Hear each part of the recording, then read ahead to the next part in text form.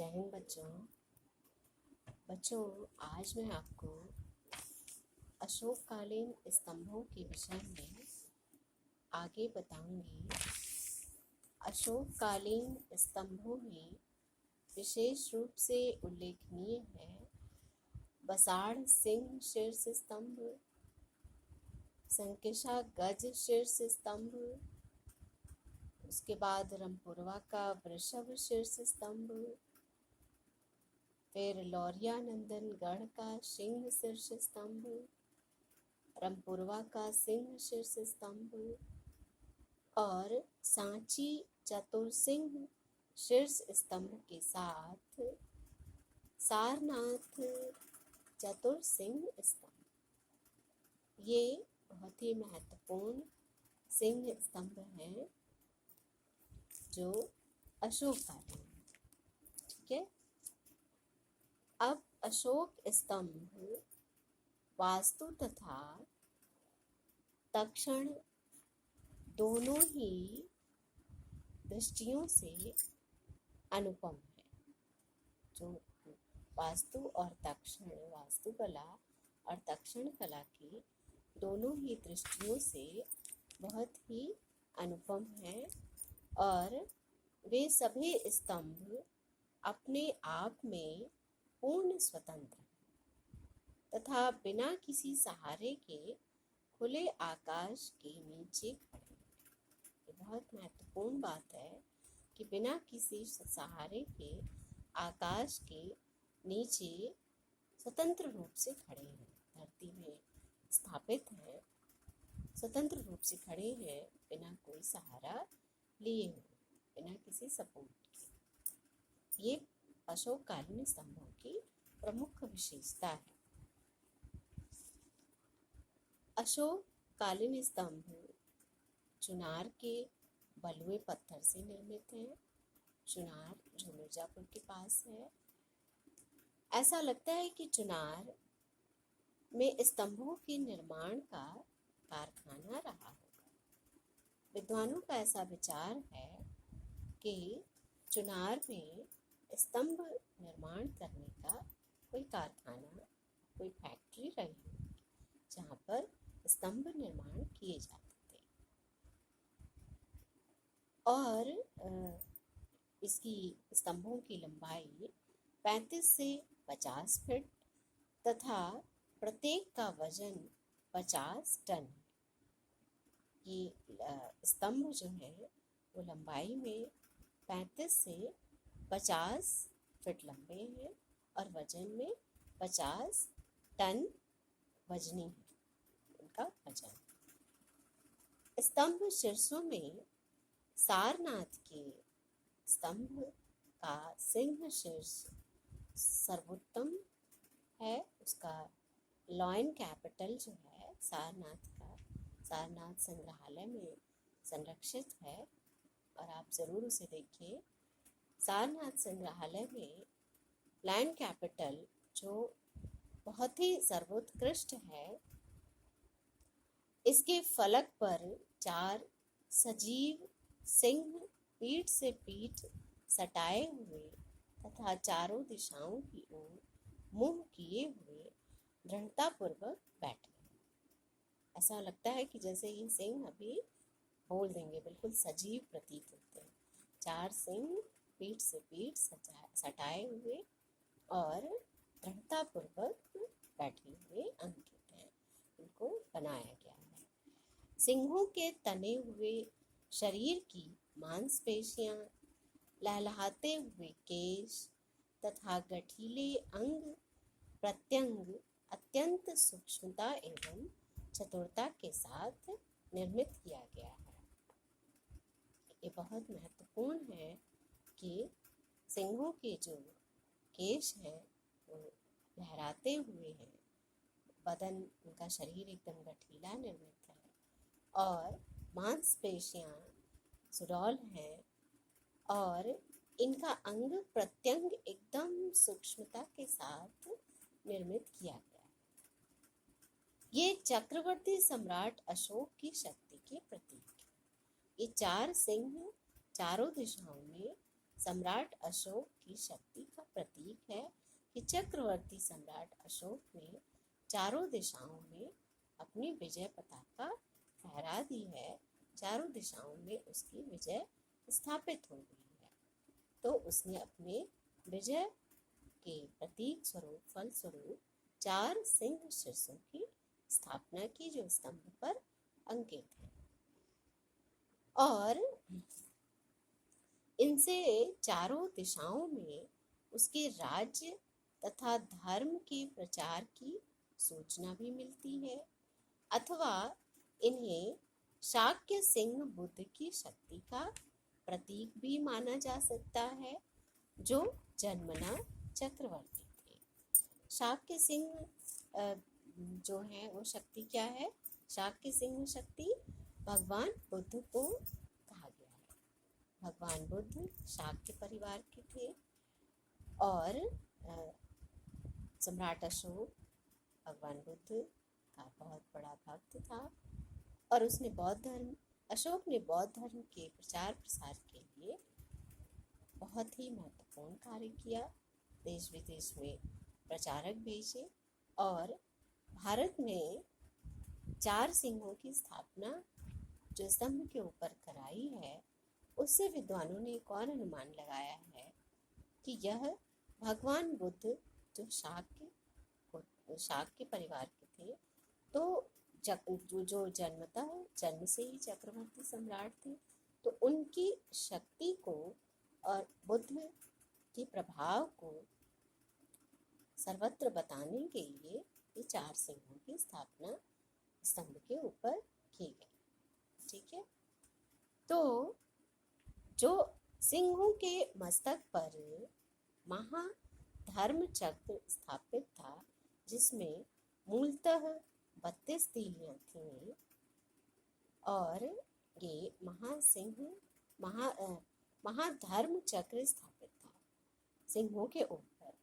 यह शक्ति के ऊपर धर्म की विजय का प्रतीक है, जो बुद्ध तथा अशोक दोनों के व्यक्तित्व में दिखाई देता है।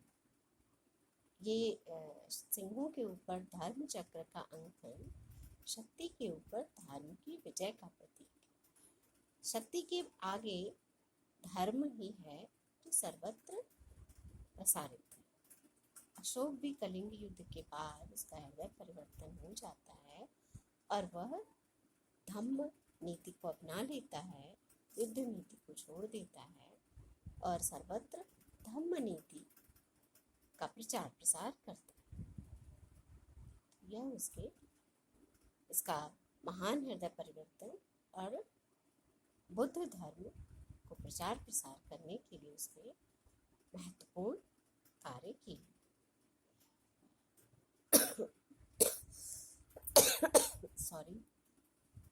सिंहों के नीचे की फलक पर चारों दिशाओं में 4 चक्र बने हुए, जो धर्म चक्र प्रवर्तन के प्रतीक है।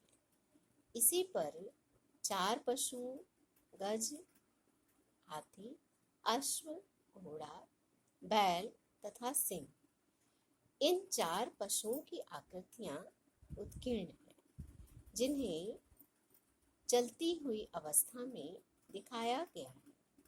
ये 4 पशुओं का अंकन किया गया है, जिन्हें गतिमान अवस्था में दिखाया गया है स्तंभ के ऊपर। इनके प्रतीकात्मक अर्थ के विषय में अनेक मत दिए गए हैं। विद्वानों ने अनेक मत प्रस्तुत किया है इनके प्रतीकात्मक विषय के रूप में। विद्वान वोगेल का विचार है कि ये अलंकरण की वस्तु मात्र हैं, जिनका कोई प्रतीकात्मक अर्थ नहीं है। वोगेल ने ऐसा कहा है। ब्लॉक ने इन्हें 4 हिंदू देवताओं इंद्र, सूर्य, शिव तथा दुर्गा का प्रतीक माना है। 4 देवताओं का वाहन, 4 पशु, उनका प्रतीक माना है, क्योंकि हिंदू धर्म में हाथी इंद्र का वाहन है, तो उसका प्रतीक है। अश्व सूर्य का वाहन है, तो सूर्य का प्रतीक माना गया है अश्व को। वृष शिव का प्रतीक माने गए हैं, तथा सिंह दुर्गा के वाहन है, तो दुर्गा जी का प्रतीक माना गया है सिंह को। उनके अनुसार इनके अंकन के पीछे शिल्पी का उद्देश्य यह था कि इन्हें बुद्ध के वशवर्ती दिखाया जाए। तो ऐसा विद्वानों का विचार है कि ये अंकन से इस तरह का आशय स्पष्ट किया गया है कि इन्हें बुद्ध के वश में यानी बुद्ध के नीचे दिखाया जाए। और हुशे की धारणा है कि ये पशु बुद्ध के जीवन की 4 महान घटनाओं का प्रतिनिधित्व करते हैं, जैसे हाथी उनके गर्भस्थ होने का, जिसमें उनकी माता ने महामाया ने स्वप्न देखा था कि एक श्वेत हाथी स्वर्ग से उतरकर उनके गर्भ में प्रवेश कर रहा है, ऐसा स्वप्न देखा था महामाया ने। और फिर वृष जन्म होने के कारण बुद्ध की राशि वृष थी, तो वृष उनकी राशि का प्रतीक माना गया है।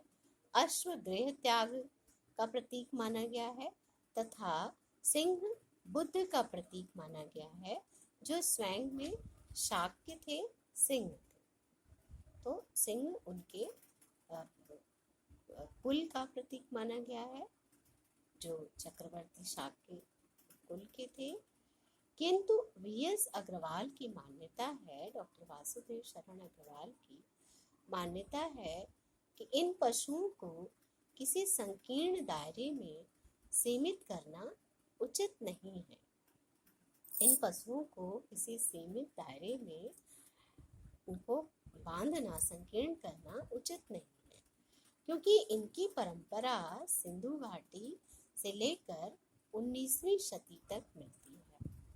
भारत के बाहर लंका, बर्मा, श्याम, तिब्बत आदि में भी इनका अंकन मिलता है। महावंश में इन्हें चतुष्पद पंक्ति कहा गया है। तो ये विभिन्न विद्वानों ने इन 4 पशुओं के अंकन के विषय में बताया है कि ये अलग अलग इनका अर्थ है, कि ये हिंदू धर्म के 4 प्रतीक हो सकते हैं, या फिर बौद्ध धर्म के 4 प्रतीक जो भगवान बुद्ध के जीवन से संबंधित है, और फिर ये अलग अलग पशुओं के अलग अलग देशों में पूजा करने के कारण भी ये प्रतीक हो सकते हैं। लेकिन सबसे ज़्यादा स्वीकार किया गया है कि ये बुद्ध के जन्म से, उनके व्यक्तित्व से और उनके जीवन से संबंधित ये 4 पशु आकृतियाँ ली गई हैं और उनका अंकन किया गया है। तो सम्राट अशोक ने अपने स्तंभों पर इन 4 पशुओं का जो अंकन करवाया है, उनमें हिंदू धर्म के तर्क को भी स्वीकार किया गया है, बौद्ध धर्म के तर्क को भी, और जो विश्व के अनेक देशों में इन पशु आकृतियों का महत्व है उन्हें भी स्वीकार किया गया है। और सिंधु घाटी सभ्यता से प्राप्त ये पशु आकृतियाँ, ऐसा नहीं है कि ये आज ही या बुद्ध के समय में ही ये पशु आकृतियाँ मिली। सिंधु घाटी सभ्यता के उत्खनन कार्य में भी आप देखेंगे तो उसमें भी ये पशु आकृतियाँ प्राप्त हुई हैं, और तब से लेकर आज तक किसी न किसी रूप में इनकी पूजा अर्चना होती रही है, चाहे वैदिक धर्म में हो या फिर आप सिंधु घाटी सभ्यता से संबंधित जो पूजा अर्चना की बात होती है उसमें भी है। और बौद्ध धर्म में भी इन 4 पशुओं का बहुत महत्वपूर्ण स्थान है, जो भगवान बुद्ध के जीवन से संबंधित है। और सम्राट अशोक के स्तंभों पर अंकित हैं, तो ये 4 पशुओं का महत्व और अधिक बढ़ जाता है। तो आज के लिए इतना ही। आशा है आपको समझ में आया होगा। अशोककालीन स्तंभ बहुत महत्वपूर्ण है और इसे आप ध्यान से पढ़ें, ध्यान से समझें। और सबसे बड़ी बात यह है कि सभी धर्मों को समझना, पढ़ना बहुत ज़रूरी है। सभी धर्मों का सम्मान बहुत ज़रूरी है। ठीक है, आज के लिए इतना ही। धन्यवाद। जय हिंद।